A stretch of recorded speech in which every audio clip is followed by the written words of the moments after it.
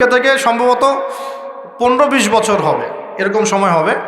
তখন সোনার ভরি ছিল 22,000 টাকা, মনে আছে আপনাদের? হ্যাঁ, 22 থেকে 24-25 হাজার টাকা ভরি ছিল। এখন সোনার ভরি কত? 1 লাখ টাকা, 80,000 টাকা। আচ্ছা, এখন মনে করেন, বুঝেন, ভালো করে বুঝেন, মনে করেন এখন আমি 1 লাখ টাকা দিয়ে 1 ভরি সোনা কিনলাম, ঠিক আছে? বুঝতে পারতেছেন? 1 লাখ টাকা দিয়ে 1 ভরি সোনা কিনলাম, কিনে আমি সোনাটাকে রেখে দিলাম আমার স্ত্রীর কাছে, যে তুমি এটা রাখো, তোমার কাছে রেখে দাও, 4-5 বছর 10 বছর রেখে দাও। আর আপনি 1 লাখ টাকা দিয়ে সোনা কেনেন নাই, আপনি 1 লাখ টাকাটা 1 লাখ টাকাই রেখে দিয়েছেন, ঠিক আছে? দুজন ব্যক্তি, একজন, আমি একটু বোকা মানুষ, এই জন্য আমি কি করছি, যে 1 লাখ টাকা দিয়ে 1 ভরি সোনা কিনে বাসায় রেখে দিয়েছি, আমার স্ত্রীর কাছে আছে মনে করেন। এখন আপনি অনেক চালাক মানুষ, আপনি মনে করেছেন না এগুলোর দরকার নাই, তা আমি 1 লাখ টাকা ক্যাশই রেখে দিই। এখন 10 বছর পর আপনারটা বের করবো, আমারটা বের করবো। 10 বছর পর আপনারটা আপনি বের করেন, আমারটা আমি বের করি, দেখবেন আমার ওই এক ভরি সোনার দাম 1 লাখ টাকা থেকে হয়ে গেছে 2 লাখ টাকা, আর আপনার ওই 1 লাখ টাকা 10 বছর পর হয়ে গেছে 80,000 টাকা, 70,000 টাকা, বা আরও কম। তাহলে কে চালাক কে বোকা? এখানে এই পুরো মনিটরি সিস্টেমটা দিয়ে পুরো বিশ্ব জুড়ে, এটা বৈশ্বিক সংকট, পুরো বিশ্ব জুড়ে মানুষের টাকা, শ্রম, এগুলো লুটে পুটে খাওয়া হচ্ছে। এটা হলো ওয়ালা তাবখাসুন নাসা আশিয়াহুম, মানুষের সম্পদ অন্যায়ভাবে ভোগ করো না। এগুলা ইসলামিক কারেন্সি না, এগুলো বোঝাতে এখন ওলামায়ে কেরামদেরকেও বোঝাতে হয় যে এগুলো ইসলামিক কারেন্সি না। রাসূল সাল্লাল্লাহু আলাইহি ওয়াসাল্লামের সময় দিনার আর দিরহাম ছিল। আপনাদের কি মনে আছে আসহাবুল কাহাফ 309 বছর ঘুমিয়েছিল? কত বছর? 309 বছর গুহায় ঘুমিয়ে ঘুম থেকে উঠে বলছে আমরা ক্ষুধার্ত, যাও বাজারে যাও, রুটি নিয়ে আসো। পকেট থেকে কিছু মুদ্রা দিলেন, ওই মুদ্রা নিয়ে এই ছেলেগুলো চলে গেল, গিয়ে খাবার রুটি কিনে নিয়ে আসলো। 309 বছর ঘুমানোর পরেও ওই মুদ্রার মান কমে যায় নাই, কমে গিয়েছিল। তাহলে ওই মুদ্রা কিসের ছিল? কাগজের না অন্য কিছুর? এগুলো মুদ্রা, এগুলো হচ্ছে ইসলামিক মুদ্রা। তো ইসলামিক কারেন্সির বিষয়টা কি, এর মান কখনো পড়ে যাবে না। ইসলামিক কারেন্সির মান কখনো পড়ে যাবে না, কারণ টাকার মান পড়ে গেলে আপনার শ্রমটা চলে যায়। ওই যে 1 লাখ টাকা হয়ে গেল 70,000 টাকা, তার মানে 30,000 টাকা শ্রম আপনি হারিয়ে ফেলেন। ওই 30,000 টাকা কামাই করতে হয় নাই, কামাই করার জন্য এই পাথর ভাঙতে হয় নাই, কষ্ট করতে হয় নাই, কত কষ্ট করতে হয়েছে, তারপরে আপনি 30,000 টাকা পেয়েছেন। এমন মান যদি গায়েব হয়ে যায়, তার মানে আপনার শ্রম তো চলে গেল।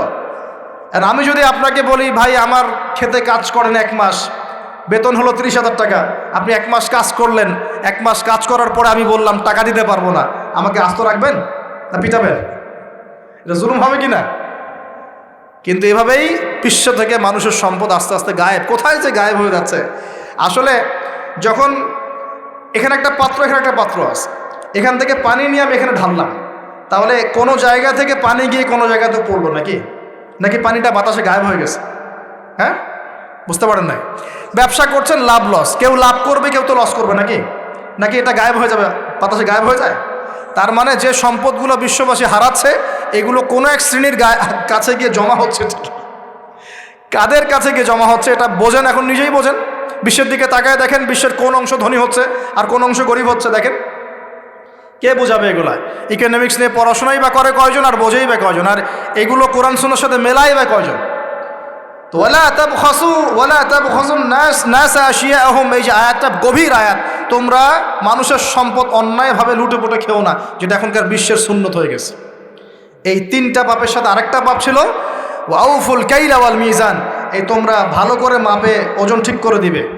কারণ শুআয়ব আলাইহিস সালামের কম, ওজনে কম দিত। এখন ব্যবসায়ীরা করে না, ওজনে কম দেয়, মিথ্যা কসম করে পণ্য বিক্রি করে, বলে আল্লাহর কসম ভাই টাটকা জিনিস খান, 3 দিনের বাসি জিনিস খাওয়ায়, করে না এগুলো? বলে খাঁটি ফ্রেশ জিনিস এখন নিয়ে আসলাম বাজার থেকে, অথচ এটা ফরমালিন মাইরে পচায় পচায় মানুষকে খাওয়াচ্ছে। যে খাবার খেলে মানুষের রোগ ভালো হইতো, সেই খাবার খেলে মানুষ এখন অসুস্থ হয়ে যাচ্ছে। কার কারণে হচ্ছে? মাছে ভেজাল, মাংসে ভেজাল, গবাদি পশুতে ভেজাল, চালে ভেজাল, প্লাস্টিকের চাল বের হয়েছে, বেরোনি? প্লাস্টিকের চাল, ডিমও নতুন নতুন ডিম বের করছে, ডিম ম্যানমেড ডিম, মানুষ বানিয়েছে ডিম। আপনারা গ্রামাঞ্চলের মানুষ হয়তো বোঝেন কি না, কিন্তু শহরে এগুলো খুব চলে, 2 নাম্বারই খুব বেশি। কোনটা খাঁটি কোনটা ভেজাল আপনি খুঁজতে মনে হবে যে মৌমাছির মতো খুঁজতে হচ্ছে। রুট লেভেল থেকে খাবার নিয়ে আসতে হয়, একদম রুট লেভেল থেকে, না হলে বিশ্বাসই হয় না যে খাবারটা খাঁটি না ভেজাল। মাংসে ভেজাল, মাছে ভেজাল, আপনার চালে ভেজাল, ডালে ভেজাল, সবখানে ভেজাল। এই ভেজালগুলো কারা করতেছে? মুসলিমরা না অমুসলিমরা? আস্তাগফিরুল্লাহ। দেখছেন? আর একটা হাদিস স্পষ্ট, সবাই বলে কিনা জানি না, হাদিসটা আমি বলি। সেটা হলো নবী সাল্লাল্লাহু আলাইহি ওয়াসাল্লাম বলেছেন, যখন কোনো কওমের মানুষরা এরকম আমানতের খেয়ানত করা শুরু করে, প্রতারণা করা শুরু করে, মাপে কম দেওয়া শুরু করে, মিথ্যা কসম করে পণ্য বিক্রি করা শুরু করে, আল্লাহ পাক ওই কওমের উপরে আল্লাহর গজব, দুর্ভিক্ষ নাজিল করে। সমকালীন যে বিষয়গুলো চলছে তার মধ্যে অন্যতম একটা হচ্ছে আল্লাহর গজব, আল্লাহ পাকের পরীক্ষা, আল্লাহ পাকের শাস্তি, আল্লাহর গজব আমরা এখন চোখে দেখতে পাচ্ছি। আজকে আলোচনা শুরু করব একটু ভিন্নভাবে। একটা সম্প্রদায়ের কথা দিয়ে আলোচনা শুরু করতে চাই। বিসমিল্লাহির রহমানির রহিম। আল্লাহ রাব্বুল আলামিন পবিত্র কোরআনুল কারীমে বেশ কয়েকটা জায়গায় একটা সম্প্রদায়, একটা কওম, একটা জাতির কথা বলেছেন। তার নাম হচ্ছে কওমে মাদিয়ান। কি নাম? কওমে মাদিয়ান। এই কওমে মাদিয়ানের নবী ছিলেন শুআইব আলাইহিস সালাম। কি নাম ছিল? শুআইব আলাইহিস সালাম। তিনি নবী মূসা আলাইহিস সালামের সমসাময়িক নবী ছিলেন। মূসা আলাইহিস সালাম তার মেয়েকে বিয়ে করেছিলেন। নবী মূসা আলাইহিস সালাম যখন যুবক, তখন একদিন তিনি দেখছেন রাস্তায় দুজন লোক ঝগড়া করছে। তো একজন তার গোত্রের, আর একজন হচ্ছে ফেরাউনের বাহিনীর।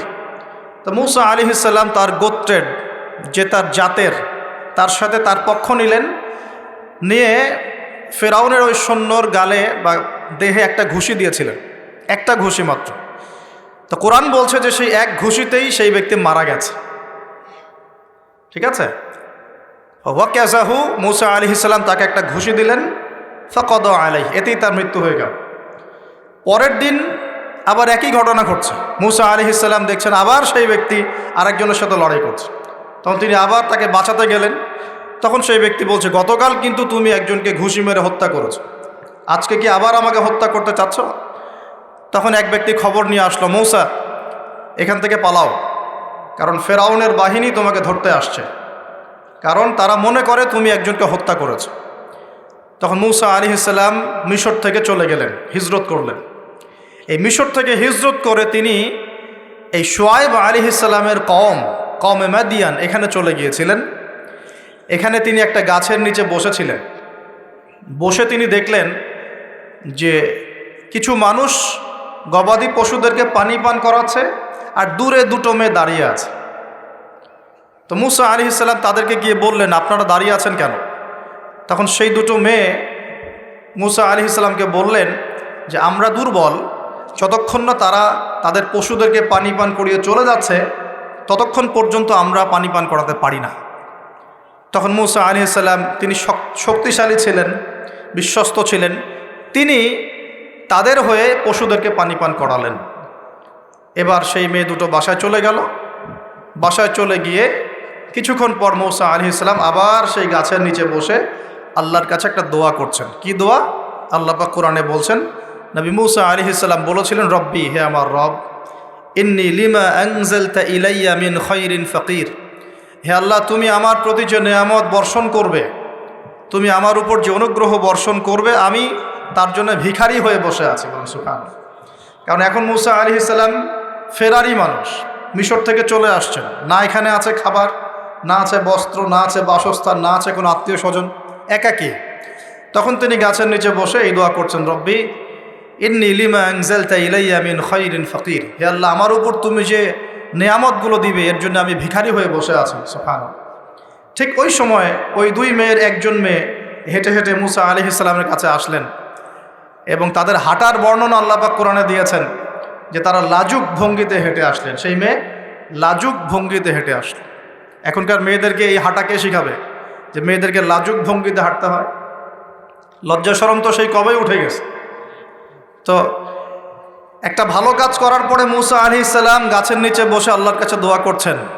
এই জন্য ভালো কাজের ওসিলা দিয়ে আল্লাহর কাছে দোয়া করতে হয়। এই যে আমরা দোয়া করতে চাই আল্লাহর কাছে, দোয়া করার বিভিন্ন সময় আছে, গুরুত্বপূর্ণ সময় আছে, পদ্ধতি আছে।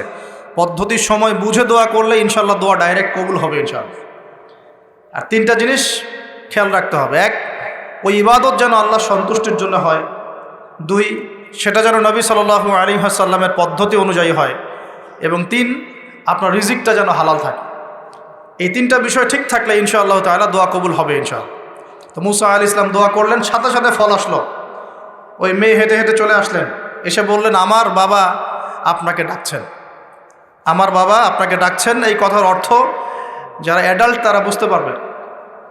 এখন মুসা আলাইহিস সালাম তার সাথে গেলেন, গিয়ে দেখলেন তার বাবা হচ্ছেন একজন নবী, যার নাম হচ্ছেন শুআয়ব আলাইহিস সালাম, যার কথা বলছেন। তার বাবার নাম কি? শুআয়ব আলাইহিস সালাম। এখন শুআয়ব আলাইহিস সালাম তিনি মুসা আলাইহিস সালামকে বলছেন, কি ঘটনা তোমার, আমাকে বলো। তখন মুসা আলাইহিস সালাম তাকে সব ঘটনা বললেন। এখনও কিন্তু মুসা আলাইহিস সালাম নবী হন নাই, এখনও কিন্তু তার কাছে ওহী আসেনি, ঠিক আছে। এখন তিনি তার ঘটনা খুলে বললেন যে আমি বনু ইসরাইলের মানুষ, ফেরাউনের ঘরে বড় হয়েছি, একদিন রাস্তায় ঘটনা ঘটলো, তারপরে আমাকে তারা ধাওয়া করে আজকে এই জায়গায় আমি চলে আসলাম। এখন শুআয়ব আলাইহিস সালাম বলছেন যে এখানে ভয়ের কিছু নাই, তুমি এখানে নিরাপদ, এখানে কেউ তোমার কোনো ক্ষতি করবে না ইনশাআল্লাহ। তখন এই 2জন মেয়ের একজন বলছে, বাবা এই ব্যক্তি হচ্ছে বিশ্বস্ত এবং শক্তিশালী, এই ব্যক্তি হচ্ছে বিশ্বস্ত এবং শক্তিশালী। মুসা আলাইহিস সালামের 2টা গুণ এখানে পাওয়া গেল, তিনি বিশ্বস্ত ছিলেন এবং কি শক্তিশালী ছিলেন। তো সে আমাদের উপকার করেছে, তাকে কি আমাদের কাছে রাখা যায় কি না, তাকে পুরস্কার দেওয়া যায় কি না। তখন বিচক্ষণ পিতা মেয়ের কথার ইশারা বুঝে ফেললেন। তখন পিতা এই মেয়ের সাথে মুসা আলাইহিস সালামের বিয়ে দিলেন। বলেন সুবহানাল্লাহ। কি শর্তে বিয়ে হলো? 8 বছর শুআয়ব আলাইহিস সালামের যে আপনার কাজ করতে হবে, মানে খামার, শুআয়ব আলাইহিস সালামের যে প্রজেক্ট আছে সেখানে 8 বছর শ্রম দিতে হবে, চাকরি করতে হবে। 8 বছর দেখাশোনা করতে হবে তার প্রপার্টিস দেখাশোনা করা মানে কি? সব দেখভাল করা, ভালো মন্দ দেখাশোনা করা। তার ছিল ক্ষেত, ছিল জমি জমা, ছিল আপনার গবাদি পশু ছিল, এগুলো দেখাশোনা করতে হবে। তো মুসা আলাইহিস সালামকে শর্ত দিচ্ছেন 8 বছর আমার এখানে কাজ করতে হবে, আর তুমি যদি 2 বছর বেশি করো, 10 বছর পূর্ণ করতে পারো, এটা তোমার বিষয়। আর এই ওয়াদা আমার আর আল্লাহর মাঝখানে, তোমার আমার আল্লাহর মাঝখানে থাকবে। তো মুসা আলাইহিস সালাম রাজি হলেন এবং তিনি সেখানে থাকতে লাগলেন। তো পরবর্তীতে মুসা আলাইহিস সালামের কাছে নবুয়ত আসলো যখন তুর পাহাড়ে তিনি আগুন দেখতে পেলেন। তিনি সেখানে গিয়ে আগুন খুঁজছেন, আর তুর পাহাড়ের ডান দিক থেকে আল্লাহ রাব্বুল আলামিন আওয়াজ দিলেন, ইয়া মুসা, হে মুসা, ফাখলা'না আলাইক, তোমার জুতা খুলে আসো, ইন্নাকা বিল ওয়াদিল মুকাদ্দাসি তুয়া, তুমি এখানে পবিত্র একটা জায়গায় এসেছো। মুসা আলাইহিস সালাম তো ভয় পেয়ে গিয়েছিলেন। আল্লাহ রাব্বুল আলামিন তাকে ওহী করলেন, তুমি নবী, আমার কাছে রসুলরা ভয় পায় না, তোমার হাতে ওটা কি? মুসা আলাইহিস সালাম বলছেন, আমার হাতে লাঠি। কি করো লাঠি দিয়ে? আল্লাহ পাক বলছেন, মুসা আলাইহিস সালাম বলছেন, লাঠি দিয়ে আমি এই যে আমার গবাদি পশু এগুলোকে তাড়াই, গাছের পাতা পাড়ি ইত্যাদি। আল্লাহ পাক বলছেন, লাঠি ছুঁড়ে মারো। লাঠি ছুঁড়ে মারার সাথে সাথেই এটা একটা বড় অজগর হয়ে গেল, এবং মুসা আলাইহিস সালাম এটা দেখে পিছনে দৌড় দেওয়া শুরু করলেন। তখন আল্লাহ পাক ডেকে বললেন, ভয় পেও না, আমার কাছে যারা মুরসালিন রসুলগণ ভয় পায় না, তোমার হাতটা বগলের নিচে ঢুকাও। মুসা আলাইহিস সালাম হাত নিয়ে এই বগলের নিচে দিলেন, এবার বের করো। বের করলেন, দেখলেন হাত দিয়ে আলো বের হচ্ছে, মাশাআল্লাহ। এরপরে আল্লাহ পাক তাকে নবুয়ত দিলেন, যাও ফেরাউনের কাছে। কোন ফেরাউন? যেখান থেকে তুমি পালিয়ে এখানে এসেছো, ফেরাউনের কাছে গিয়ে ইযহাব ইলা ফিরআউনা ইন্নাহু তাগা, ফেরাউনের কাছে যাও, গিয়ে বলো যে সে সীমা লঙ্ঘন করেছে। কি সীমা লঙ্ঘন সেটা আমরা পরে দেখব ইনশাআল্লাহ। আমরা মোটামুটি জানি ফেরাউন সম্পর্কে, সে কন্যা সন্তানদেরকে জীবিত রাখত, পুত্র সন্তানদেরকে হত্যা করত, বনু ইসরাইলকে বিভক্ত করে শাসন করত, জুলুম করত, এবং তার সবচেয়ে বড় অপরাধ হচ্ছে সে নিজেকে খোদা দাবি করেছে। সে বলেছে, আনা রব্বুকুমুল আ'লা, আমি তোমাদের মহান রব। তো সে সীমা লঙ্ঘন করেছে, নাউযুবিল্লাহ। তো আল্লাহ পাক মুসা আলাইহিস সালামকে তার কাছেই পাঠাচ্ছেন, ফেরাউনের কাছে যাও, দাওয়াত পেশ করো। মুসা আলাইহিস সালাম বলছেন, আল্লাহ আমার তো জিহ্বায় জড়তা আছে, রব্বি ইশরাহ লি সদরি, আল্লাহ আমার বক্ষটাকে প্রশস্ত করে দেন, মানে আমাকে সাহস দেন। ওয়া ইয়াসসির লি আমরি, আমার কাজকে সহজ করেন। ওয়াহলুল উকদাতাম মিন লিসানি, আমার জড়তা, জিহ্বার জড়তাগুলো দূর করে দেন। ইয়াফকাহু কওলি, যাতে মানুষ আমার কথা বুঝতে পারে, আর আমার ভাই হারুন আমার চেয়ে ভালো কথা বলতে পারে। আল্লাহ হারুনকেও নবুয়ত দান করুন। আল্লাহ পাক হারুন আলাইহিস সালামকেও নবুয়ত দান করলেন, এবং দুজনকে বললেন, ইযহাবা ইলা ফিরআউন, তোমরা দুজন এখন ফিরআউনের কাছে যাও, ইন্নাহু তাগা, ফাকুলা লাহু কাওলাল লাইয়িনা, ফেরাউনের কাছে গিয়ে তার সাথে নম্র ভাষায় কথা বলবে, তাকে আল্লাহর দিকে দাওয়াত দিবে। যদি সে দাওয়াত কবুল না করে তখন তাকে শাস্তির ভয় দেখাবে, এবং সে যদি বিশ্বাস না করে তাহলে অজগর এবং হাতের এই যে মোজেজা, এই মোজেজাগুলো তোমরা দেখাবে। যাই হোক, তো মূসা আলাইহিস সালাম নবুয়ত পেয়েছেন শুআয়ব আলাইহিস সালামের আন্ডারে থাকার সময়। আমি তার কথা বলতে গিয়ে দিকে এসেছি। তো এই শুআয়ব আলাইহিস সালামের কওম ছিল কওমে মাদিয়ান। কি নাম ভাই? একটু বুঝবেন জিনিসটা, কওমে মাদিয়ান। তো এটা আসহাবুল আইকাও বলা হয়, তাদেরকে আসহাবুল আইকাও বলা হয়, কিন্তু এই জায়গাটার নাম ছিল কওমে মাদিয়ান, মাদিয়ান উপত্যকা। এখন শুআয়ব আলাইহিস সালাম খুব চমৎকার একজন বাগ্মী ছিলেন। বাগ্মী বলতে যিনি খুব সুন্দর করে কথা বলতে পারেন। আছে না এমন কিছু মানুষ সমাজে যারা খুব সুন্দর করে কথা বলতে পারে? তো শুআয়ব আলাইহিস সালাম নবীদের মধ্যে চমৎকার করে কথা বলতে পারতেন, এবং তার সাথে যুক্তি তর্কে কেউ পারত না। তিনি চমৎকার করে যুক্তি তর্ক উপস্থাপন করে সমাজের মানুষকে বোঝাতেন। আলহামদুলিল্লাহ, আমরা দোয়া করে আল্লাহ পাক সেই গুণাবলী আমাদের মধ্যে দান করুক। এখন তার কওমের সমস্যা ছিল কি? এক নাম্বার সমস্যা ছিল তার কওম আল্লাহর সাথে শিরিক করত। এক নাম্বার কি করতো ভাই? শিরিক মানে হচ্ছে আল্লাহর একত্ববাদের সাথে অংশীদার সাব্যস্ত করা। মনে রাখবেন, তার কওম এক নাম্বার কি অপরাধ করত? শিরিক করত। দুই নাম্বার কুফর, শিরকের সাথে সাথে তারা কুফরি করত, আল্লাহ রাব্বুল আলামিন অনুগ্রহগুলোকে, নেয়ামতগুলোকে অস্বীকার করত। তিন নাম্বার, এই দুটোর পাশাপাশি ওদের অপরাধ ছিল যে তারা মাপে কম দিত। কি করত? মাপে কম দিত। তিন নাম্বার। চার নাম্বার, ওরা অন্যের সম্পদ, মানুষের সম্পদ অন্যায়ভাবে দুই নাম্বারই করে লুটে পুটে খাইত। এই চারটা ছিল ওদের মেজর অপরাধ। কয়টা অপরাধ? এই চারটা ওর মারাত্মক মেজর অপরাধ। এখন আসেন, এদের কি পরিণতি হলো সেটা বলার আগে আমরা এই পাপগুলো নিয়ে একটু আলোচনা করি। এই পাপগুলো নিয়ে একটু আলোচনা করি সংক্ষিপ্ত করে। মাদিয়ান কওমের সর্বপ্রথম অপরাধ ছিল তারা আল্লাহর সাথে শিরিক করত, মানে আল্লাহ পাকের তাওহীদের সাথে অংশীদার সাব্যস্ত করত। এখন এই শিরিকটা কিন্তু প্রত্যেক যুগেই নবীদের সময় হয়েছে, এবং আমাদের নবী মুহাম্মদ সাল্লাল্লাহু আলাইহি ওয়াসাল্লাম তার জামানাতেও কিন্তু আবু জেহেল, আবু লাহাব, উতবা, সায়বা এরা কিন্তু শিরিক করেছে। এখন এই শিরিকটাকে নবী সাল্লাল্লাহু আলাইহি ওয়াসাল্লাম খুব সহজ করে ভাগ করে দিয়ে গেছেন। আমরা যদি কোরআন এবং হাদিসটা ঘাটাঘাটি করি, আমরা দেখব যে শিরিকটা আসলে তিন প্রকার হয়। এই তাওহীদ এবং শিরিকটা তিন প্রকার হয়। একটা হলো একত্ববাদ, যেমন তিন প্রকার হয়, শিরকও তিন প্রকার হয়। যেমন আল্লাহ পাকের তাওহীদ একত্ববাদ যেমন তিন ভাগে ভাগ করা যায়, শিরিকটাকেও তিন ভাগে ভাগ করা যায়। যেমন তাওহীদকে আমরা ভাগ করি একভাবে, তাওহীদে রুবুবিয়্যাত, তাওহীদে উলুহিয়্যাত এবং তাওহীদে আসমা ওয়া সিফাত। এই তিন ভাগে আমরা ভাগ করি।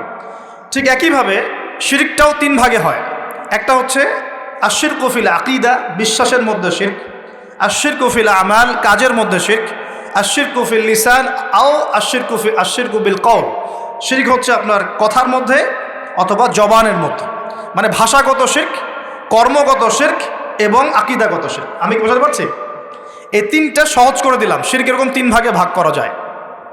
উদাহরণ দিলে পরিষ্কার হবে। যেমন বিশ্বাসগত শিরক, যেমন কোনো মানুষ যদি বিশ্বাস করে যে মহাবিশ্বের কোনো স্রষ্টা নাই, এই মহাবিশ্ব এমনি এমনি সৃষ্টি হয়েছে, এটা বিশ্বাসগত শিরক, তাই না? কেউ যদি বিশ্বাস করে যে আল্লাহ এই বিশ্বকে সৃষ্টি করেছেন, কিন্তু আল্লাহর পাশাপাশি আরও ইলাহ আছে, নাউজুবিল্লাহ, এটাও হবে বিশ্বাসগত শিরক। কেউ যদি মনে করে যে আল্লাহ পর্যন্ত পৌঁছাতে হলে আমাকে এই যে চন্দ্র, সূর্য, গ্রহ, নক্ষত্র, গাছপালা এগুলোর পূজা করতে হবে, শিরক। এটা হলো বিশ্বাসগত শিরক। ধরেন কেউ যদি মনে করে যে আল্লাহ বলতে কেউ নাই, নাস্তিকতায় বিশ্বাস করে যে কোনো ইলাহ নাই, এই মহাবিশ্ব বিগ ব্যাং থেকে সৃষ্টি হয়েছে, এটাও হবে কি? চিন্তাগত, আকীদাগত শিরক। কেউ যদি মনে করে যে আমার ভালো মন্দের মালিক আল্লাহ নয়, ভালো মন্দের মালিক আমি নিজে, কেউ যদি মনে করে, শিরক হবে। কেউ যদি মনে করে তাকদীর বা ভাগ্য বলতে কিচ্ছু নাই, আমি যা করব তাই পাবো, এমন মানুষ নাই, এটাও হবে আকীদাগত শিরক, কারণ আল্লাহ পাক তাকদীর রচনা করেছেন। কেউ যদি মনে করে যে কবরে শায়িত মৃত মানুষ আমাকে পরকালে বাঁচিয়ে দিবে, আমাকে পরকালে পুলসিরাত পার করিয়ে দিবে, বিশ্বাসগত শিরক হয়ে যাবে। কেউ যদি মনে করে যে অমুক ওসিলা মাধ্যম ধরলে আমি সন্তান লাভ করব, এটাও শিরক হবে। সন্তান দেওয়ার মালিককে? কেউ যদি মনে করে আমি পরিশ্রম করি বলেই রিজিক প্রাপ্ত হই, শিরক হবে। আমি পরিশ্রম করি, কাজ করি, ব্যবসা করি, চাকরি করে বলেই 3 বেলা খেতে পারি, শিরক হবে। কে খাওয়ায়? কেউ যদি মনে করে যে আমি খুব রুটিন লাইফ লিড করি, ভালো মন্দ বেঁচে চলি, ভালো ভালো খাই, ব্যায়াম করি, এই কারণে আমি সুস্বাস্থ্যের অধিকারী, শিরক হবে। সুস্বাস্থ্য দিয়েছেন কে? আল্লাহ। কেউ যদি মনে করে যে আমার হাতে একটা আংটি আছে, এই আংটি খুলে ফেললে আমার রোগ হবে, এটা হবে বিশ্বাসগত শিরক। কেউ যদি মনে করে আংটিটা খুলে ফেললে আমার রোগ বেড়ে যাবে, অথবা আংটি খুলে ফেললে আমি মারা যাব, আমার কোনো ক্ষতি হবে, বিশ্বাসগত শিরক। কেউ যদি মনে করে যে ভালোগুলো সব আল্লাহর পক্ষ থেকে আসে আর খারাপগুলো শয়তানের পক্ষ থেকে আসে, এটাও শিরক। কারণ ভালো মন্দ দুটোই কার পক্ষ থেকে আসে? আল্লাহর পক্ষ থেকে। চুল আঁচড়াচ্ছেন, চিরুনিটা হাত থেকে পড়ে গেল। কেউ যদি মনে করে এখন মেহমান আসবে বাসায়, এটা হবে একটা শিরকি আকীদা। বাসা থেকে বের হয়েছেন, হঠাৎ করে হোঁচট খেলেন, এই কাপড়টা আটকে গেল, আপনি মনে করছেন হয়তো বাইরে গেলে কোনো অমঙ্গল অকল্যাণ হতে পারে, বিশ্বাস করলেই শিরক। কেউ যদি মনে করে যে রাস্তার পাশে লোক বসে আছে টিয়া পাখি নিয়ে, ও আমার ভাগ্য বলতে পারে, বিশ্বাস করলে শিরক। কেউ যদি পত্রিকা খুলে দেখে রাশি ফলে লেখা আছে তুমি সিংহ রাশি, তোমার আজকের দিনটা এমন যাবে, বিশ্বাস করলে শিরক। কেউ যদি হাত দেখায় জ্যোতিষীকে, দেখিয়ে বলে যে আমার ভবিষ্যৎ বলে দেন, আমার কয়টা বিয়ে হবে, কয়টা বাচ্চা হবে, কেউ যদি বিশ্বাস করে, তাহলে শিরক হবে। এরকম অসংখ্য শিরক হতে পারে, আমি বলে শেষ করতে পারবো না, যেগুলো মানুষের চিন্তার সাথে সম্পৃক্ত। কিসের সাথে সম্পৃক্ত? এই চিন্তার সাথে যে শিরকগুলো সম্পৃক্ত, এগুলোকে আমরা বলি আশিরকু ফিল আকীদা বা বিশ্বাসগত শিরক। আমি কি বুঝতে পারছি? আমি সহজ করে দিচ্ছি। 2 নাম্বার হচ্ছে আশিরকু ফিল আমাল, কাজের মধ্যে শিরক। কেমন? যেমন আল্লাহ বলেছেন আল্লাহর জন্য নামাজ পড়তে, যদি আমি বা আপনি অন্য কাউকে দেখানোর জন্য নামাজ পড়ি, কি হবে? শিরক হবে। আল্লাহ বলেছেন আল্লাহর সন্তুষ্টির জন্য দিনের জ্ঞান অর্জন করতে। এখন আমি যদি জ্ঞান অর্জন করি এই জন্য যে মানুষ আমাকে অনেক বড় বক্তা বলবে, অনেক বড় আলেম বলবে, মুফতি মুফাসসির বলবে, হ্যাঁ সবাই দাওয়াত করে খাওয়াবে আমাকে, ইত্যাদি ইত্যাদি, দুনিয়ার স্বার্থ থাকলেই এটা শিরক হয়ে যাবে। কি হবে? শিরক হয়ে যাবে। আল্লাহ পাক বলেছেন যে আল্লাহ রাব্বুল আলামিনকে সেজদা করতে। এখন আমরা যদি কোনো জড় পদার্থকে সেজদা করা শুরু করি, কি হবে? যদি কোনো মানুষকে সেজদা করি, যদি কোনো মৃত মানুষকে সেজদা করি, আচ্ছা এটা ক্লিয়ার রাখবেন আকিদ। আল্লাহ পাক বলেছেন আল্লাহর জন্য কুরবানি করতে, ফাসল্লি লিরাব্বিকা ওয়ানহার। আল্লাহর জন্য কুরবানি করি আমরা, অন্য কারোর জন্য করি? যদি আল্লাহ ছাড়া অন্য কাউকে সন্তুষ্ট করার জন্য কেউ কুরবানি করে, কি হবে? শিরক হবে। আল্লাহ বলেছেন দান সদকা করতে আল্লাহর সন্তুষ্টির জন্য। এখন আমি দান সদকা করলাম, বড় একটা ফুটানি, যে আমাকে মানুষ বড় দানবীর বলবে, এরকম বিশ্বাস করলে, মনের মধ্যে নিয়ত থাকলেই শিরক হয়ে যাবে। হজ করতে বলেছেন আল্লাহ পাক আল্লাহকে সন্তুষ্ট করার জন্য। এখন আপনি হজ করে আসলেন এবং টাইটেল লাগিয়ে বেড়াচ্ছেন আমি অমুক আলহাজ হাজি সাহেব, ঠিক আছে? মানুষ আমাকে আলহাজ বলবে, হাজি সাহেব বলবে, মানুষ আমাকে তখন ভোটটা দিবে, ভোটের সময় তখন আমাকে মানুষ ভোটটা দিবে। ওই স্বার্থ যদি থাকে, শিরক হয়ে যাবে। আমি বুঝাতে পারছি না মনে হয়? ইবাদত বন্দেগীর ক্ষেত্রে যদি আল্লাহর সন্তুষ্টি ছাড়া অন্য কারো সন্তুষ্টি উদ্দেশ্য থাকে, শিরক হয়ে যাবে। বুঝতে পারছি কি?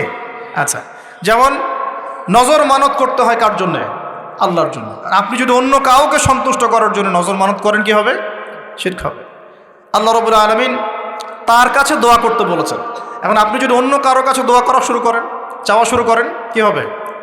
আল্লাহ পাক আল্লাহর জন্য কুরবানি করতে বলেছেন। কিছু মানুষ জিনদের জন্য কুরবানি করে এখনও সমাজের মধ্যে, জিনকে বশ করার জন্য, তাবে করার জন্য এবং জিন কেন্দ্রিক জাদুবিদ্যার চর্চা করার জন্য মানুষ জিনদের সামনে কুরবানি করে এখনও।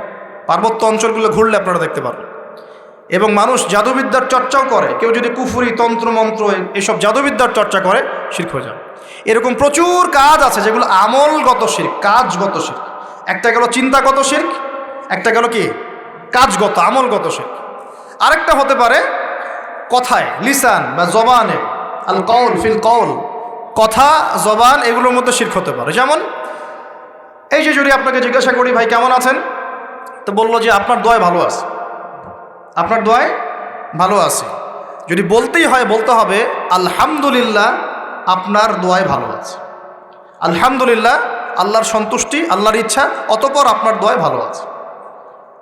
জিজ্ঞাসা করছি আপনার মা কেমন আছে, যদি কেউ বলে মা খুব অসুস্থ ছিল, ভাগ্যিস একজন ভালো ডাক্তার পেয়েছিলাম, না হলে মাকে বাঁচানো যেত না, কথা বলার সাথে সাথেই শিরক হয়ে গেছে। বুঝতে পারছেন না মনে হয়? কেউ যদি বলে যে আগামীকাল বৃষ্টি হবে, আগামীকাল বৃষ্টি হবে, এখনও কিন্তু বৃষ্টির কোনো আলামত দেখা যাচ্ছে না, এমনি বললো যে আগামীকাল বৃষ্টি হবেই, বলার সাথে সাথে কী হবে? যদি এভাবে বলে যে আকাশে মেঘ দেখা যাচ্ছে, ইনশাআল্লাহ আগামীকাল বৃষ্টি হতে পারে, তাহলে শিরক হবে না, তাহলে শিরক হবে না। আপনি কি করবেন? ইনশাআল্লাহ আমি আগামীকাল এই কাজটা করব, আমি আগামীকাল এই অমুক কাজটা করব, এই কথাটা বললে শিরকের গন্ধ থাকবে। যদি বলেন ইনশাআল্লাহ আমি আগামীকাল এই কাজ করব, তাহলে ঠিক আছে। এরকম অনেক নাম কি বলছে, আমার নাম শাহিন শাহ। নাম কি? শাহিন শাহ মানে রাজাদের রাজা, রাজাদের রাজা। কে রাজাদের রাজা? নামগত শিরক হয়ে গেছে। অনেক সময় আমরা নাম নিয়ে অনেক মশকরা করি না, বলি যে কি মফিজ, হ্যাঁ, তারপরে অনেক বিভিন্ন নাম বলি, খালেক, এই খালেক, এই মফিজ, এইভাবে নাম ধরে ডাকা যাবে না। আপনি সম্মানের সাথে বলতে হবে আব্দুল খালেক। কি বলতে হবে? আব্দুল খালেক। খালেক ও কি সৃষ্টিকর্তা নাকি সৃষ্টিকর্তার বান্দা? কোনটা? এরকম কথায় আমরা প্রচুর শিরক করি। অনেকে তো পলিটিক্যালি বলেন জনগণই সমস্ত ক্ষমতার উৎস, তাই না? এই শব্দ শোনে নাই মনে হয়? জনগণ সমস্ত ক্ষমতার উৎস। আল্লাহ পাক সূরা মুলকে কি বলছেন? তাবারাকাল্লাযী বিয়াদিহিল মুলক, তাবারাকাল্লাযী, বরকতময় সেই সত্তা যার হাতে সমস্ত ক্ষমতা। কুলিল্লাহুম্মা মালিকাল মুলক, মুলকের মালিক কে? রাজত্বের মালিক কে? রাজত্বের মালিক জনগণ, আল্লাহ। যদি আল্লাহ রাব্বুল আলামিনের বিধিবিধানগুলোকে, আল্লাহ পাকের বিধিবিধানগুলোকে কেউ মনে করে যে না এই বিধিবিধানগুলো এখন চলে না, আগে চলতো, এটা বলার সাথে সাথে শিরক হয়ে গেছে। বুঝতে পারছেন না? আল্লাহ পাকের বিধিবিধানগুলো এখন চলে না, আগে চলতো, ওই যুগে চলতো, এই যুগে চলে না, বলার সাথে সাথে শিরক হয়ে গেছে। কেউ যদি এই যে ইসলাম নিয়ে ঠাট্টা মশকরা করে, এই এরা তো মৌলবাদী, এরা তো ধর্মান্ধ লোকজন, এই যে টিটকারি মস্কারি, এই টিটকারি মশকরা করার সাথে সাথেই শিরক হয়ে গেছে। আল্লাহ পাক সূরা তওবায় বলেছেন এটা কুফরিও হয়েছে, শিরকের সাথে সাথে কুফরিও হয়েছে। এরকম অনেক ব্যাপার আছে। আমরা বলি যে আমরা যা বিধান দিচ্ছি এই বিধান আল্লাহর বিধানের চাইতে ভালো, এরকম কেউ মনে করলে বললেই শিরক হয়ে যাবে, শিরকের সাথে কুফরিও হয়ে যাবে, দুটোই হয়ে যাবে। যদি বলে না আল্লাহর বিধানের চেয়ে বেশি ভালো না, কিন্তু আল্লাহর বিধানের সমান, সমান বললেও শিরক হয়ে যাবে, কুফরি হয়ে যাবে। আমি কি বুঝাতে পারছি ভাই? মানে কথার মধ্যে প্রচুর শিরক করি আমরা, এখন প্রচুর শিরক করি। সবচেয়ে মারাত্মক এই হচ্ছে শিরকের পাপ। কারো আমল নামায় যদি শিরকের পাপ না থেকে অন্য যে কোনো পাপ থাকে, আল্লাহ তার নবীকে ওয়াদা করেছেন সেই পাপ মাফ করে দেব ইনশাআল্লাহ। আল্লাহ পাক মেরাজের আলোচনা হচ্ছিল মনে একটু আগে, তো মেরাজের রাতে আল্লাহ পাক নবী সাল্লাল্লাহু আলাইহি ওয়াসাল্লামকে 3টা স্পেশাল গিফট দিয়েছেন। কয়টা? 3টা স্পেশাল গিফট দিয়েছেন, 3টা হাদিয়া, হাদিয়া তৌফা। প্রিয় নবীকে ভালোবেসে, আমাদের নবীকে আল্লাহ পাক সবচেয়ে বেশি ভালোবাসেন না? এক, তোমার উম্মতের উপর 50 ওয়াক্ত নামাজ, যেটা কমতে কমতে কমতে কমতে কত আসছে? 5। আর কমানোর জন্য কোন নবী ফোর্স করছিলেন? নবী মুসা আলাইহিস সালাম, যার কথা একটু আগে বলছিলাম। কারণ তিনি বলছিলেন যে আমার উম্মতের উপর 2 ওয়াক্ত নামাজ ফরজ ছিল, সেটাই উম্মত ঠিকমতো আদায় করতে পারতো না। 5 ওয়াক্ত নামাজ আপনার উম্মত পারবে না, রাসূলুল্লাহ আপনি যান আরও কমিয়ে নিয়ে আসেন। মুসা আলাইহিস সালাম দূরদর্শিতা ছিল না তার? আসলে দেখেন তো আমাদের সমাজে 5 ওয়াক্ত নামাজ কতজন পড়ে? আসলে কি বেশিরভাগ মানুষ নামাজি না বেশিরভাগ মানুষ বেনামাজি? কোনটা? তাহলে ওনার দূরদর্শিতা কিন্তু ঠিক ছিল। এগুলোকে গায়েবের খবর বলে না। ওই যে বললাম আকাশে মেঘ জমেছে, আকাশে মেঘ জমেছে, এখন আপনি ছাতা নিয়ে বাসা থেকে বের হয়েছে, এটা কি আপনি গায়েবের খবর জানেন? আপনি বসীরা আছে, আপনার দূরদর্শিতা আপনি দেখতে পাচ্ছেন। ফেরেশতারা কি বলেছিল? আতাজআলু ফিহা মান ইউফসিরু ফিহা ওয়া ইয়াসফিকু দিমা, আল্লাহ আপনি পৃথিবীতে এমন কাউকে পাঠাতে যাচ্ছেন পৃথিবীতে গিয়ে ফিতনা ফাসাদ সৃষ্টি করবে আর রক্তপাত ঘটাবে, মানুষ সেই কাজ পৃথিবীতে করছে কিনা? তার মানে কি ফেরেশতারা গায়েবের খবর জানে না? তাদের বসীরা, কারণ এই কাজটা আগে জিন জাতি করেছিল। তো যেটা বলছিলাম, একটা হচ্ছে 50 ওয়াক্ত নামাজ। 2 নম্বর, আল্লাহ পাক সূরা বাকারার শেষের 3টা আয়াত দিয়েছেন। কয়টা আয়াত? কোনো বর্ণনা এসেছে 2টা আয়াত, আর কোনো বর্ণনা আছে শেষের 3টা আয়াত। লিল্লাহি মা ফিস সামাওয়াতি, এখান থেকে ফানসুরনা আলাল কওমিল কাফিরিন পর্যন্ত এই 3টা আয়াত যে ব্যক্তি রাত্রেবেলা পড়ে ঘুমাবে সারা রাত ইবাদত করার নেকি পাবে ইনশাআল্লাহ। পারা যাবে না এটা পড়তে? আজকের লেকচার শোনার পরে যতদিন বেঁচে থাকবেন একদিনও এই আয়াতগুলো না পড়ে ঘুমাবেন না ইনশাআল্লাহ। পারবেন তো ইনশাআল্লাহ? আলী রাদিয়াল্লাহু আনহু বলতেন, কোনো বুদ্ধিমান মানুষ রাতের বেলা এই 3 আয়াত না পড়ে ঘুমাতে পারে না। যার বুদ্ধি আছে সেটা না পড়ে ঘুমাইতে পারে না, কারণ এই 3টা আয়াত তেলাওয়াত করে ঘুমালে আপনি সারা রাত নফলের ইবাদত পাচ্ছেন, নেকি পাচ্ছেন, সারা রাত নফল ইবাদতের নেকি পাচ্ছেন, এবং রাতের বেলা যে যে জিন, হ্যাঁ, জাদু, কুফরি কালাম, দৃশ্য অদৃশ্যের যে ক্ষতিগুলো আছে এই সব কিছু থেকে আল্লাহ আপনাকে হেফাজত করবে ইনশাআল্লাহ। অতএব এটা একটা গিফট আল্লাহ পাক দিয়েছেন মেরাজের রাতে। মেরাজ নিয়ে আলোচনা হয়, কিন্তু মেরাজের সবচেয়ে মূল জিনিসগুলো আমরা আমল করি না। মেরাজের রাতে এসেছে 5 ওয়াক্ত নামাজ, ওই নামাজই তো পড়ি না। আপনাকে আলোচনা আমি ধারাবাহিকভাবে শোনাই, কি করব, নামাজ তো আগে পড়তে হবে। তারপরে কোরআন দিয়েছেন আল্লাহ পাক, সূরা বাকারার শেষের 3 আয়াত, এতটুকু মুখস্থ করতে পারে না মুসলিম উম্মার যুবকরা এখন। এদিকে একদম Bankimchandra, Saratchandra, physics, chemistry, biology, ইতিহাস, সাহিত্য সব পড়ে শেষ করে ফেলাইছে। হুমায়ুন আহমেদ, হুমায়ুন আজাদ পড়ে শেষ, হিমু হয়ে ঘুরে বেড়াচ্ছে রাস্তাঘাটে, কিন্তু তাই না? কিন্তু সূরা বাকারার শেষের 3টা আয়াত মুখস্থ বলতে পারে না। এই জেনারেশন দিয়ে কিছুই হবে না। এই জেনারেশনকে পরিবর্তন করতে না পারলে না তার উম্মার কোনো খেদমতে কাজ করতে পারবে, না দেশের জন্য কিছু করতে পারবে। দেশের জন্যও কিছু করতে পারবে না, উম্মার জন্য করা তো অনেক দূরের কথা। সারাদিন পরে আসে গার্লফ্রেন্ড নিয়ে, মাদকদ্রব্য নিয়ে, পর্নোগ্রাফি নিয়ে, এই মাদক, গাঁজা, ইয়াবার আসর নিয়ে। তারপরে কোনো কোনো ক্ষেত্রে দেখা যায় হকি স্টিক নিয়ে মারামারি করে বেড়াচ্ছে, হল দখল করবে, হয় না এগুলা? যুবকদের অধঃপতনের মূল কারণ হচ্ছে এখন মাদক, তারপরে মেয়ে, নারীর নেশা, পতিতাবৃত্তি, পর্নোগ্রাফি, গার্লফ্রেন্ড বয়ফ্রেন্ডে যে ফ্রি মিক্সিং, সামনে আবার ওই যে ভ্যালেন্টাইন্স নাকি আসবে, ওটার আলোচনা কালকে করবো ইনশাল্লাহ, আজকে না। তো এগুলো নিয়ে আমাদের যুব সমাজকে ব্যস্ত রাখা হয়েছে, অথচ এই যুবকরা এখন 5 ওয়াক্ত নামাজ, নামাজের হুকুম আহকাম, ওযুর নিয়ম কানুন, ফরজ, ওয়াজিব, সুন্নত, মুস্তাহাব, হ্যাঁ, ফিকহের মাসলা মাসাইল, কোরআন রিডিং পড়তে পারা, এই বেসিক জ্ঞানগুলো পর্যন্ত অর্জন করছে না। তাহলে কি তাদেরকে দিয়ে আমাদের উম্মার অগ্রগতি হবে বলে মনে হয়? হবে। যতদিন পর্যন্ত না তাদেরকে আমরা পরিবর্তন করতে পারছি না ততদিন হবে না। যদি পরিবর্তন করতে পারি ইনশাআল্লাহ হবে। পরিবর্তন করা যাবে তো ইনশাআল্লাহ? আমরা রাজি আছি তো ইনশাআল্লাহ? যুব সমাজ ওয়াদা করতে পারেন তো ইনশাআল্লাহ যে আমরা সবাই কোরআন পড়া শিখব, 5 ওয়াক্ত নামাজ পড়ব, মাদকের ধার কাছেও যাব না, এবং এই মেয়েদের পিছনে ঘুরবো না, পর্নোগ্রাফি দেখব না, ঠিক আছে? এবং পশ্চিমা সংস্কৃতির ধাঁচে আমরা জীবনকে গড়ব না। আফসোস লাগে, প্রায়ই বলি কথাটা, উপর লেভেল থেকে শুরু করে বাথরুমের কমোড পর্যন্ত সবই এখন পশ্চিমাদের অনুকরণে চলছে আর কি। একদম আমাদের নবীজি বলেছেন বাম পায়ে ভর দিয়ে ইস্তেঞ্জা করো। এখন আপনি বাথরুমে যায় কিভাবে করবেন ইস্তেঞ্জা? সব বাথরুম তো ইংলিশ, সব ইংলিশ। মানে এখন আমরা লন্ডন বানাতে চাই সব জায়গায় আর কি। যারা আমাদেরকে 200 বছর শাসন করলো, আমরা ওদের সুন্নত নিয়ে পড়ে আছি।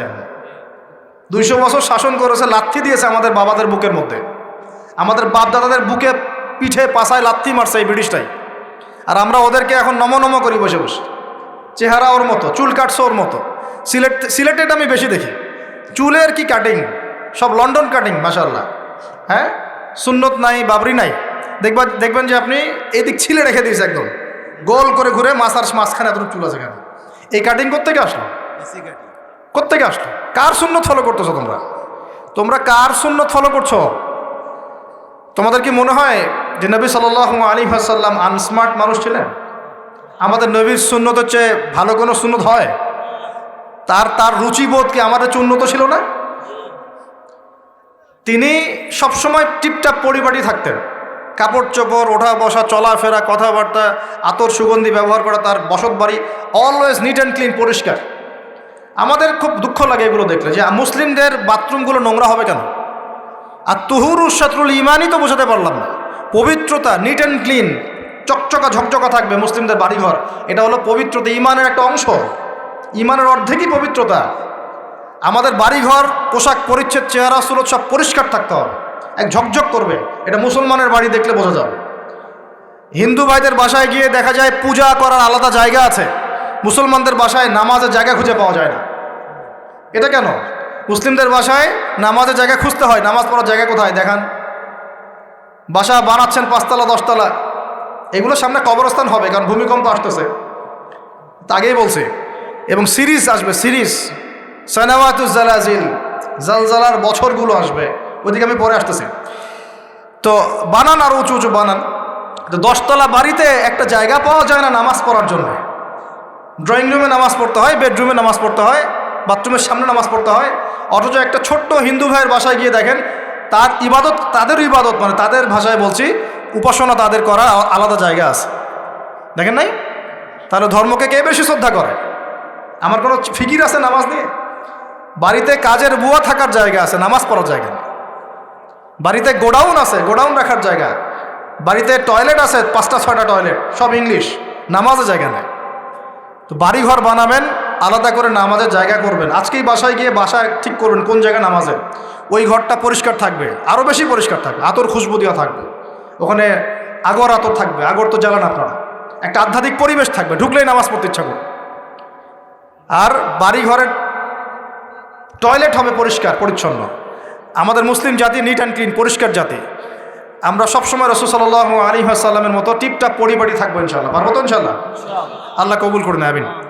রাতের বেলা অবশ্যই সূরা বাকারা শেষের 3 আয়াত পড়তেই হবে। পারা যাবে ইনশাআল্লাহ? নিজের উপর এটাকে ফরজ করে নিয়ে নিন। আর 3 নাম্বার, তৃতীয় হাদিয়া এটা যেটা বলছিলাম, আল্লাহ পাক তার নবীকে ওয়াদা করেছেন। এই ওয়াদাটা খুব ভালো করে শোনেন। আল্লাহ পাক তার নবীকে একটা ওয়াদা করেছেন, হে নবী মুহাম্মদ সাল্লাল্লাহু আলাইহি ওয়াসাল্লাম, তোমার উম্মতের যে কোনো ব্যক্তি যদি আসমান জমিনের সমান গোনা নিয়ে আমার সামনে দাঁড়ায়, আসমান জমিন সমান গোনা মানে সুদ খাইছে, ঘুষ খাইছে, ধরেন দুর্নীতি করছে, আপনার জেনা করেছে, হ্যাঁ চুরি করেছে, ইত্যাদি ইত্যাদি অনেক পাপ করেছে।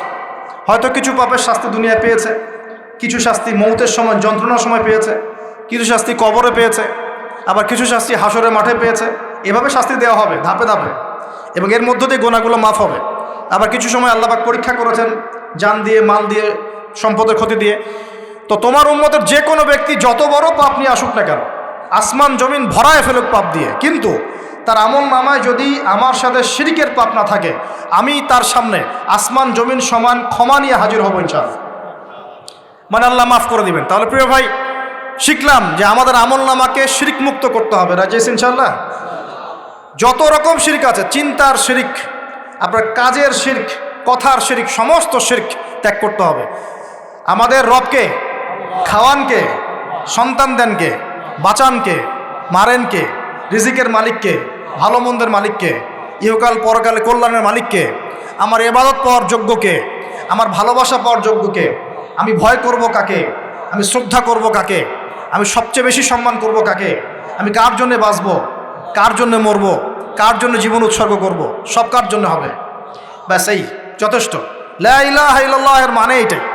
মানে হচ্ছে আল্লাহ পাকই সব কিছু, আল্লাহ ছাড়া কিছুই নাই, আল্লাহর জন্যই সব কিছু।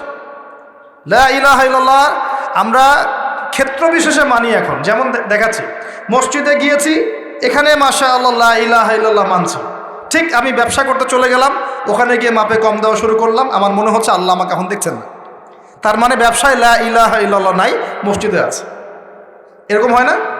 আবার একজন চাকরি করতে গিয়েছে, টেবিলের নিচ দিয়ে ঘুষ নিচ্ছে, ওর মনে হয় এখানে হয়তো লা ইলাহা ইল্লাল্লাহ নাই। আবার একজন সুদ খাচ্ছে অর্থনৈতিক জীবনে গিয়ে, তার ধারণা এখানে আল্লাহ পাক তাকে ধরবেন না, এটা দুনিয়ার বিষয়, আর মসজিদটা হচ্ছে আখিরাতের বিষয়। আমরা ইসলামটাকে এরকম ভাগ করে ফেলেছি। কেউ পলিটিক্স করতে আসছে, তার মনে হয় যে এখানে লা ইলাহা ইল্লাল্লাহের দরকার নাই, এখানে আমি যা ভালো বুঝি তাই, সমাজের নিয়মকানুন আমি যেমন করব তেমন, আল্লাহর বিধান পরে, এগুলো পরে দেখা যাবে। ওই যুগে চলতে, এই যুগে চলে না, এমন চিন্তা এখন মানুষের। এমন চিন্তা না? শিক্ষা অর্জন করতে গিয়েছেন, এখানে লা ইলাহা ইল্লাল্লাহ দরকার নাই, লা ইলাহা ইল্লাল্লাহ মসজিদে হবে, মাদ্রাসা হবে, চিন্তাটা এমন এখন। অথচ জীবনের প্রতিটা ক্ষেত্রে লা ইলাহা ইল্লাল্লাহ বাস্তবায়ন না করা পর্যন্ত কেউ মুমিন মুসলিম হতে পারছে না, পারবেও না। ইবাদত করছি, এখানে যেমন আল্লাহ ছাড়া কোনো ইলাহ নাই, অর্থনৈতিক জীবনেও আল্লাহ ছাড়া কোনো ইলাহ নাই। ঠিক একইভাবে শিক্ষা জীবনেও আল্লাহ ছাড়া কোনো ইলাহ নাই, আমার পারিবারিক জীবনেও আল্লাহ ছাড়া কোনো ইলাহ নাই, আমার পলিটিক্যাল লাইফেও আল্লাহ ছাড়া কোনো ইলাহ নাই। এর নাম লা ইলাহা ইল্লাল্লাহ। এই হলো বিষয়। আরেকটা কথা প্রাসঙ্গিক এসেই যায়, মুহাম্মদুর রাসূলুল্লাহ তাহলে কি? মুহাম্মদুর রাসূলুল্লাহ হচ্ছে জীবনের প্রতিটা ক্ষেত্রেই এই একমাত্র ব্যক্তি আমার আদর্শ, উনি ছাড়া আমি কাউকে আদর্শরূপে গ্রহণ করতে পারি না। এই হলো মুহাম্মদুর রাসূলুল্লাহ। চেহারা থেকে শুরু হবে, আমার চেহারা হবে তার মতো, চুলদাড়ি তার মতো, পোশাক আশাক তার মতো, আমার বাড়িঘর তার মতো। বাড়িঘর তার মতো বলতে তার রুচিবোধ, তার সুন্নত অনুযায়ী। নবী সাল্লাল্লাহু আলাইহি ওয়াসাল্লামের মাটির বাড়ি, আপনি চাইলে ইট পাথরের করতে পারেন, কোনো সমস্যা তো না, কিন্তু সেই বাড়িতে নবীর সুন্নত ছাড়া অন্য কোনো সুন্নত চলবে না, চলবে? আচ্ছা, আপনার পরিবার, এটা হবে মুহাম্মদ সাল্লাল্লাহু আলাইহি ওয়াসাল্লামের আদর্শে। শিক্ষার জীবন রাসূলের আদর্শে, ব্যবসায়ী জীবন রাসূলের আদর্শে, চাকরি করতে গিয়েছেন তার আদর্শ মেনে চলতে হবে, সমাজনীতি পরিচালনা করছেন তার আদর্শ মানতে হবে, মানতে আপনি বাধ্য। আপনি আরও বড় দায়িত্ব পেয়েছেন, বিশ্বনেতা হয়েছেন, তখন বিশ্বটাকে চালাতে হবে তার সুন্নত মতো, আপনি তখন বাধ্য এটা করতে। যদি না করেন তাহলে মুহাম্মদুর রাসূলুল্লাহ ওই জায়গায় নাই। মুহাম্মদুর রাসূলুল্লাহ কি দাড়ির মধ্যে খালি, খাওয়ার পরে মিষ্টি খাওয়ার মধ্যে, সিন্নি খাওয়ার মধ্যেই মুহাম্মদুর রাসূলুল্লাহ, নাকি জীবনের সব ক্ষেত্রেই মুহাম্মদুর রাসূলুল্লাহ থাকবে? এই আকীদা ক্লিয়ার করতে হবে। হ্যাঁ, আমি জানি, এখন আমি আমার মন্তব্য বলছি, আমি জানি যে একজন মানুষের পক্ষে সব কিছু আমল করা একই সময় একই সাথে কঠিন, সম্ভব না। আর এই বিশ্বটা আসলেই সম্ভব না, কিন্তু আমাদের চেষ্টা থাকবে না? চেষ্টা করতে হবে কি না?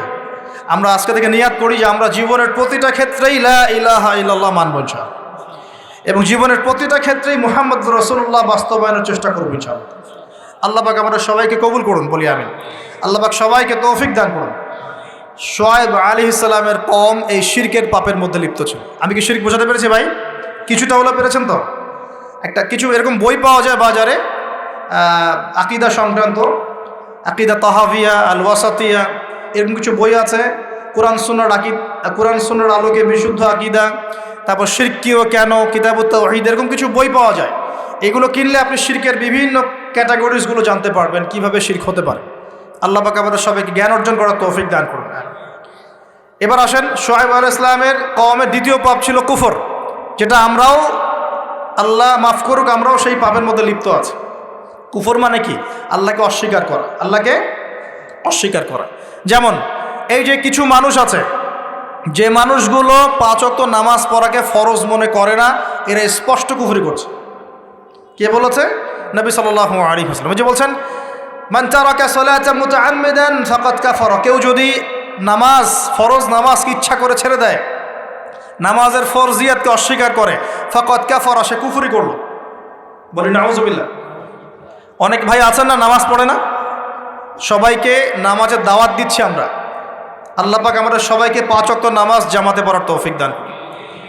সফরে আছেন, মুসাফির আছেন, আপনার জন্য ওজর আছে, কিন্তু নর্মালি মুকিম অবস্থায় জামাত ধরার চেষ্টা করতে হবে।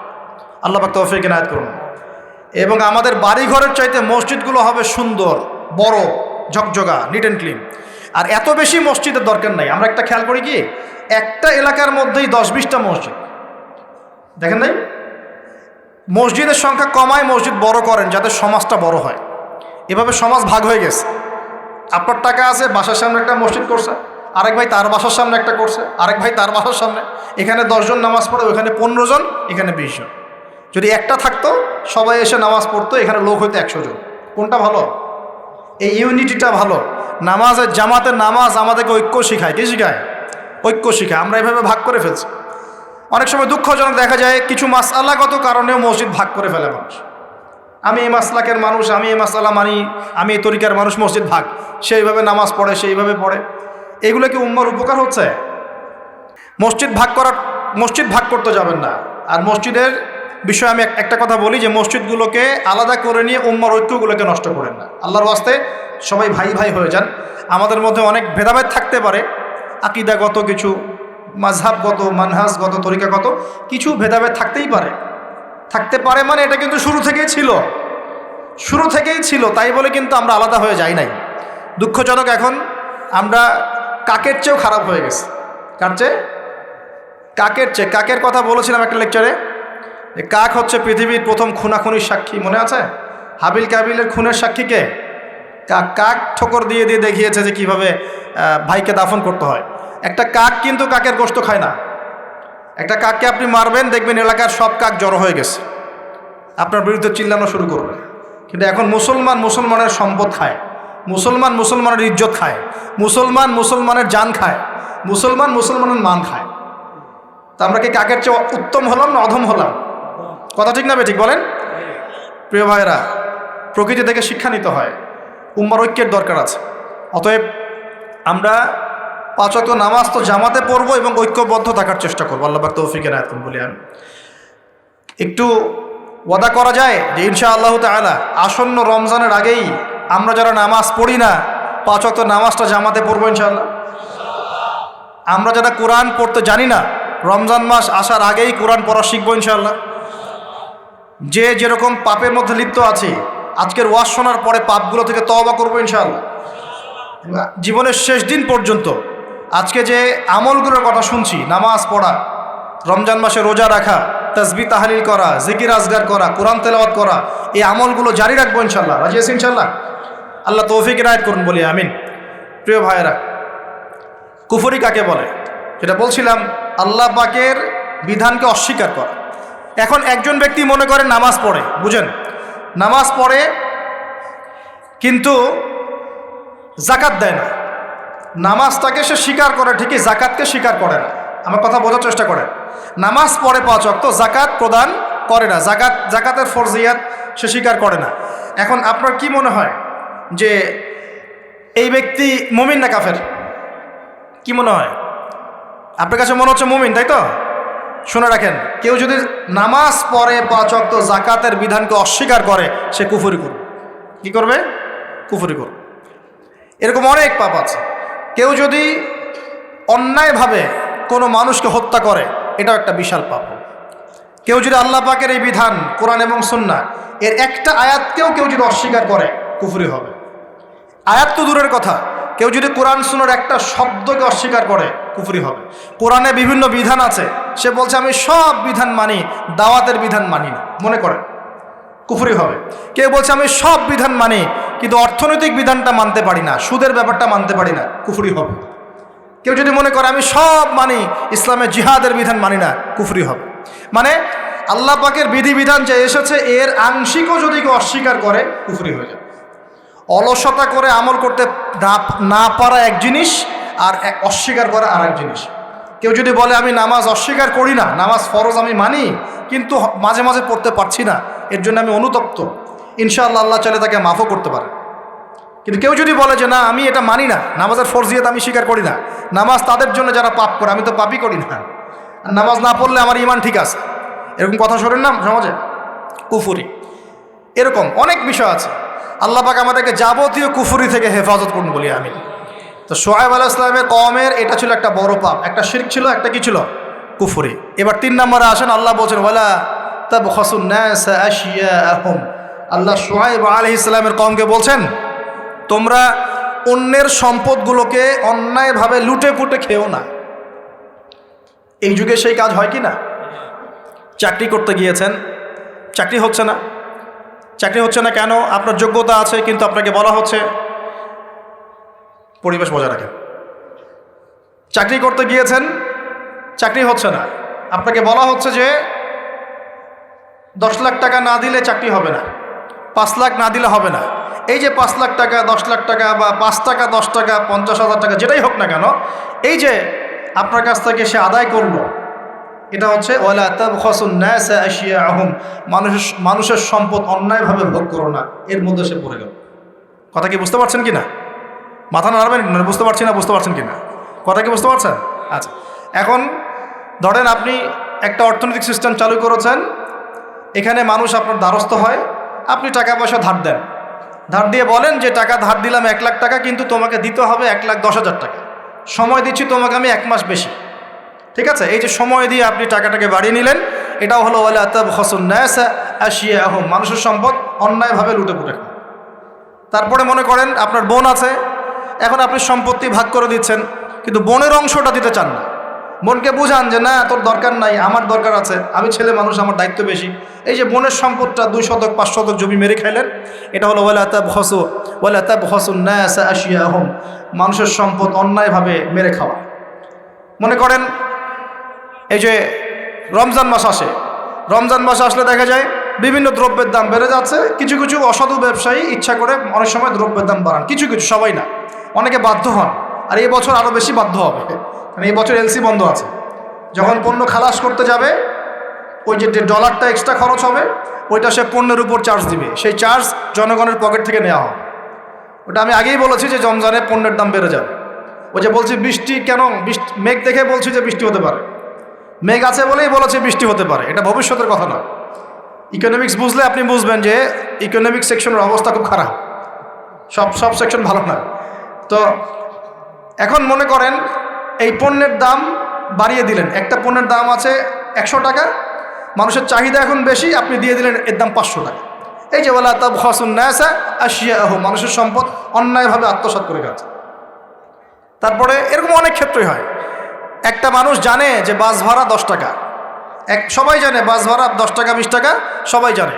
এখন 5 জন লোক নতুন আসছে এলাকায়, জানে না যে ভাড়া 20 টাকা, আর বলছে কয় টাকা ভাড়া। এখন এ বুঝতে হতো মফিস পাইছে একটা, এই যে একটা লোক পাইছে, এখন পার্টি পাইছে, হ্যাঁ মুরগা পাইছে, এবার ওকে বলতেছে ভাড়া হচ্ছে 80 টাকা।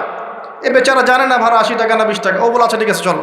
এই যে 60 টাকা বেশি খাইলো না, এটা হলো ওয়ালা তাবখাসুন নাসা আশিয়াহুম, মানুষের সম্পদ অন্যায়ভাবে লুটে পুটে খাওয়া। মানে যত রকম দুর্নীতি হয় টাকা পয়সা নিয়ে অর্থনৈতিক সেকশনে, সব কিছুই শুআয়ব আলাইহিস সালামের কওমের এই চরিত্রের সাথে মিলে যায়। ওয়ালা তাবখাসুন নাসা আশিয়াহুম। এই যে এখন টাকা পয়সা দিয়ে চালাচ্ছেন কাগজের টাকা, অনেক দিন বলেছি, মনে করেন আজকে থেকে কত বছর, আমি বছরটা বলে যাচ্ছি, আজকে তো দুর্ভিক্ষ আমার উপর আসবে না তো কার উপর আসবে। একটা বিষয় খুব অবাক হচ্ছিলাম যে চেষ্টা করছে ওদের ওখানে ভূমিকম্প কেন, ভূমিকম্প তো আমার উপর হওয়ার কথা ছিল, কারণ আমরা তো দুনিয়ার পাপে লিপ্ত আছি, জেনা, ব্যভিচার, পরকিয়া, পতিতালয়, আল্লাহর সাথে কুফুরি, শিরক, মাপে কম দেওয়া, সুবহানাল্লাহ, এগুলো চলছে না আমাদের সমাজে। তাহলে আযাব পাওয়ার যোগ্য কি আমরা হই নাই?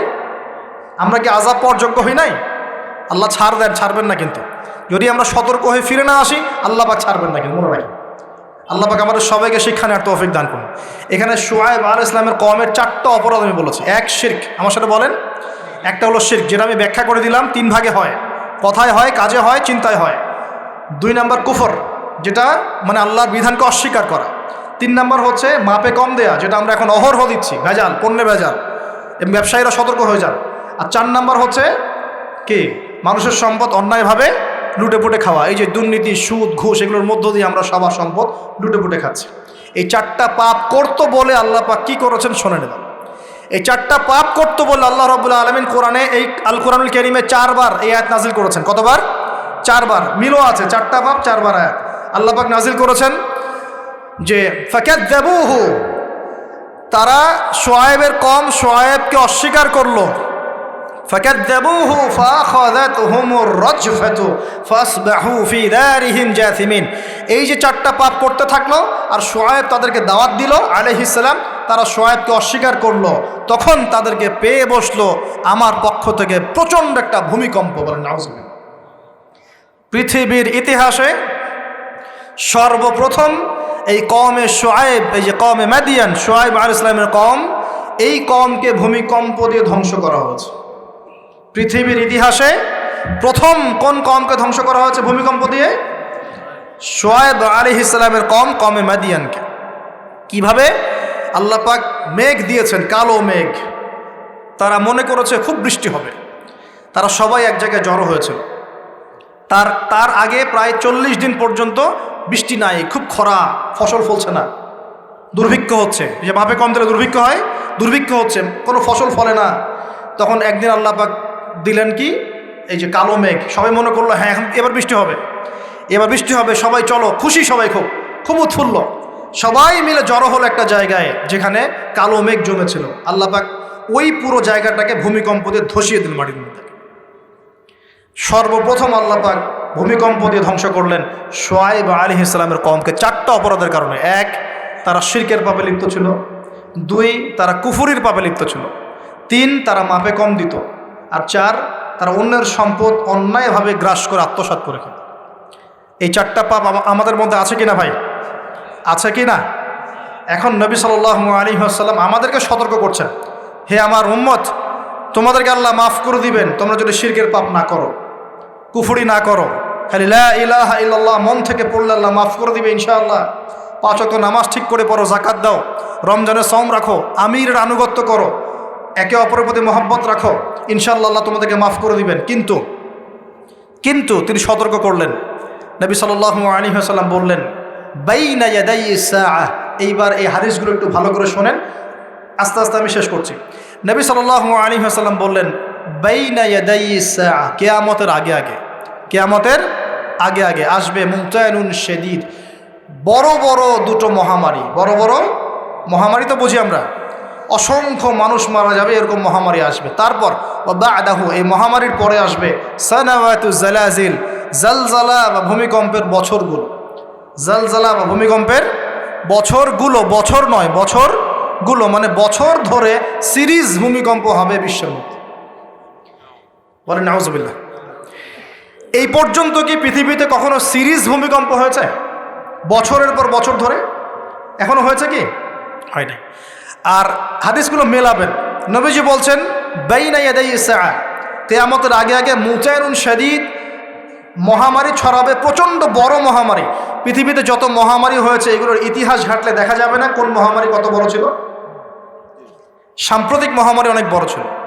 সাম্প্রতিক যে মহামারী চলে গেল এটা পৃথিবীর অন্যতম বড় একটা মহামারী। আমি বলতে পারবো না যে এটাই সেই মহামারী যার কথা নবীজি বলছেন হাদিসে, এমনটা আমি বলতে পারবো না, কেউই বলতে পারবে না। কিন্তু হতেও তো পারে, পারে না? হতে পারে। তবে নবীজি স্পষ্ট বলছেন বা'দাহু, মহামারীর পরে আসবে সানাওয়াতু জালাজিল, জালজালার বছরগুলো, সিরিজ ভূমিকম্প হবে বছর জুড়ে। বলি নাউজুবিল্লাহ। কেন হবে? নবীজি বলছেন লা তাকুমুস সাআ, কিয়ামত হবে না হাত্তা ইউকবাদাল ইলম, যতক্ষণ পর্যন্ত না জ্ঞান উঠে যায়। এখন জ্ঞান উঠে যাচ্ছে না, কোরআন সুন্নাহর জ্ঞানকে মানুষ পরোয়াই করে না। মানুষ এখন বস্তুবাদী জ্ঞানকে বেশি প্রাধান্য দেয়, কোরআন সুন্নাহর জ্ঞানকে খুব কম মানুষই প্রাধান্য দিচ্ছে। বেশিরভাগ মানুষ বস্তুবাদী শিক্ষাকে প্রাধান্য দেয়। ইউকবাদুল ইলম, জ্ঞানকে কবজ করে নেওয়া হবে। নবীজি বলছেন এরপর কি হবে? ওয়া তাকসুরা জালাজিল, বেশি বেশি ভূমিকম্প হবে। ওয়া ইয়াতাকারাবুজ জামান, সময় সংক্ষিপ্ত হয়ে আসবে। এখানে অ্যামেজিং বিষয় হচ্ছে কি, প্রত্যেক ভূমিকম্পের সাথে সময় একটু একটু করে সংক্ষিপ্ত হয়। এটা রিসার্চ সায়েন্সের। কিভাবে? পৃথিবীর ভিতরে একটা জায়গা আছে,